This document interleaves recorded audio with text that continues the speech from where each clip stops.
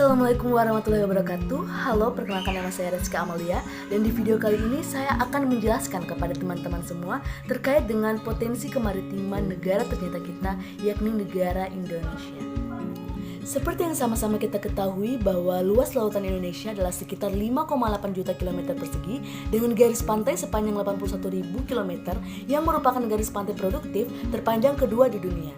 Laut sebagai aset nasional memiliki banyak manfaat bagi kehidupan manusia, seperti sebagai jalur transportasi, sumber bahan makanan, sumber energi dan pertambangan, kawasan perdagangan, hingga wilayah pertahanan dan keamanan.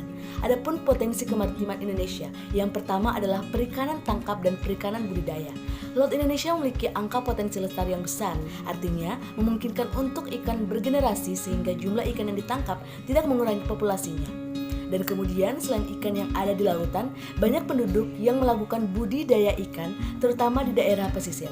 Jenis yang biasa dikembangkan adalah biasanya merupakan ikan bandeng atau udang menggunakan tambak. Berikutnya adalah potensi hutan mangrove atau hutan bakau. Menurut data UNESCO, hutan bakau di Indonesia mencapai angka 3.617.000 hektar dengan wilayah yang luas. Hutan bakau sebagai potensi sumber daya laut Indonesia mempunyai fungsi ekologis dan ekonomis.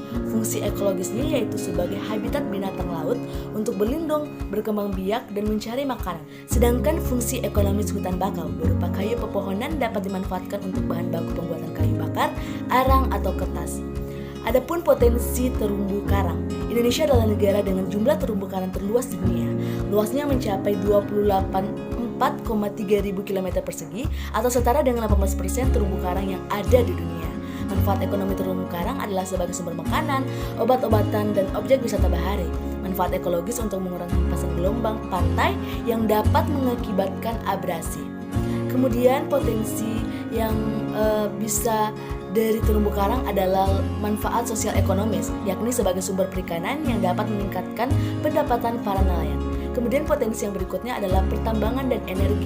Sumber daya mineral diantaranya minyak dan gas bumi, timah, emas, dan perak, pasir kuarsa, monasit, dan zirkon, pasir besi atau agregat bahan konstruksi fosforit, kromit, dan masih banyak lagi yang lainnya. Yang kemudian adalah potensi padang lamun.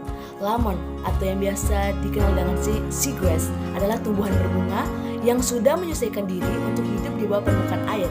Lamun hidup di perairan dangkal, agak berpasir, sering juga ditemukan di ekosistem terumbu karang.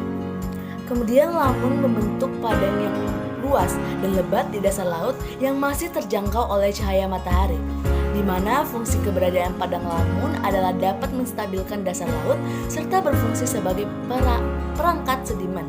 Padang lamun juga merupakan daerah pengembalan atau grazing ground bagi hewan laut seperti mamalia, penyu laut, bulu babi, dan beberapa jenis ikan lainnya. Kemudian potensi yang tidak kalah penting adalah pariwisata bahari.